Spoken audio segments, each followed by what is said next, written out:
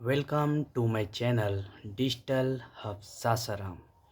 चलिए हम लोग आज समझते हैं कि जीएसटी का इतिहास क्या है। फर्स्ट ऑफ ऑल, जीएसटी के फादर अटल बिहारी वाजपेयी जी को जीएसटी का फादर कहा जाता है। उन्होंने 2000 में जीएसटी लागू करने के लिए एक टास्क फोर्स बनाई थी। शुरुआत का विचार कहाँ से आया था? जीएसटी का विचार भारत में पहली बार 2000 में आया ताकि पूरे देश में एक समान टैक्स सिस्टम लागू किया जा सके। लंबी प्रक्रिया, जीएसटी को लागू करने में 17 साल लगे क्योंकि इसमें कई राज्यों और केंद्र सरकार की सहमति लेनी पड़ी। लागू होने की तारीख, जीएसटी भारत में 1 जुलाई 2017 को लागू हुआ। इसे वन नेशन वन टैक्स कहा गया। पुराने टैक्स खत्म, जीएसटी आने के बाद service tax, VAT, excise duty जैसे कई टैक्स खत्म हो गए और सब कुछ एक टैक्स में शामिल हो गया। आगे हम लोग देखते हैं कि जीएसटी होता क्या है। पूरा नाम, जीएसटी का पूरा नाम है गुड्स एंड सर्विसेज टैक्स, यानी वस्तु और सेवा कर। एक टैक्स सिस्टम, यह एक ऐसा टैक्स सिस्टम है जिससे पूरे भारत में एक जैसा टैक्स लगता है, जिसे कहते हैं वन नेशन वन टैक्स। कई टैक्स खत्म, जीएसटी से पहले कई अलग अलग टैक्स लगते थे जैसे वैट, एक्साइज, सर्विस टैक्स, ये सब अब खत्म हो गए।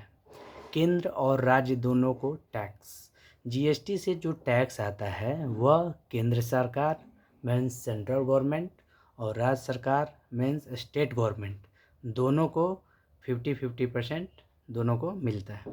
हर चीज़ पर स्लैब है जीएसटी में, अलग अलग चीज़ों पर, जैसे 5%, 12%, 18%, 28% जैसे अलग अलग टैक्स स्लैब होते हैं। जीएसटी किसके लिए फ़ायदेमंद है? सबसे पहले हम लोग देखेंगे सरकार के लिए। टैक्स जमा करना आसान होता है और ज़्यादा टैक्स आता है जिससे देश का डेवलपमेंट होता है, विकास होता है। सेकेंड पॉइंट देखेंगे व्यापारियों के लिए। एक देश एक टैक्स होने से व्यापार करना आसान हो गया है। ग्राहकों के लिए क्या फ़ायदा है? पहले कई टैक्स लगते थे, अब एक ही टैक्स लगता है जिससे सामान थोड़ा सस्ता हो जाता है। नए बिजनेस के लिए जीएसटी रजिस्ट्रेशन आसान है और सिस्टम साफ़ सुथरा है जिससे नए लोग भी बिजनेस शुरू कर पाते हैं। देश की इकोनॉमी के लिए क्या फ़ायदेमंद है? जीएसटी से काला धन खत्म होता है और देश की अर्थव्यवस्था मजबूत होती है। आगे हम लोग देखेंगे कि जीएसटी के कुछ नुकसान भी है। फर्स्ट पॉइंट में देखेंगे छोटे व्यापारियों पर बोझ, छोटे दुकानदारों और व्यापारियों को भी जीएसटी रजिस्ट्रेशन और रिटर्न भरना पड़ता है जिससे परेशानी होती है। फिर आगे देखेंगे ऑनलाइन प्रक्रिया जटिल, पूरा सिस्टम ऑनलाइन है जिससे तकनीक की जानकारी ना होने पर दिक्कत आती है। सभी चीज़ों पर टैक्स, कुछ चीज़ें पहले टैक्स फ्री थी, अब भी कुछ है जैसे गेहूं हो गया, चावल हो गया, ठीक है, अब उन पर भी टैक्स लगता है। मतलब बहुत सारा ऐसा है जिस पे अब टैक्स बन गया है, ठीक है, टैक्स लग रहा है। अलग अलग टैक्स स्लैब 0%, 5%, 12%, 18%, 28% जैसे अलग अलग टैक्स रेट से आम आदमी और व्यापारी दोनों को समझने में क्या होती है, कठिनाई होती है। शुरुआत में भ्रम की स्थिति, जीएसटी लागू होते समय लोगों में कन्फ्यूजन था और कई बार बदलाव भी किए गए जिससे लोग परेशान हुए। आगे देखेंगे कि सारा मिलाकर कंक्लूजन क्या है, निष्कर्ष क्या है। जीएसटी ने टैक्स सिस्टम को आसान बनाया है।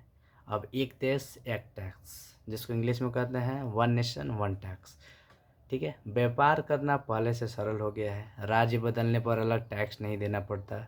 सरकार को टैक्स कलेक्शन में मदद मिलती है जिससे देश का विकास होता है।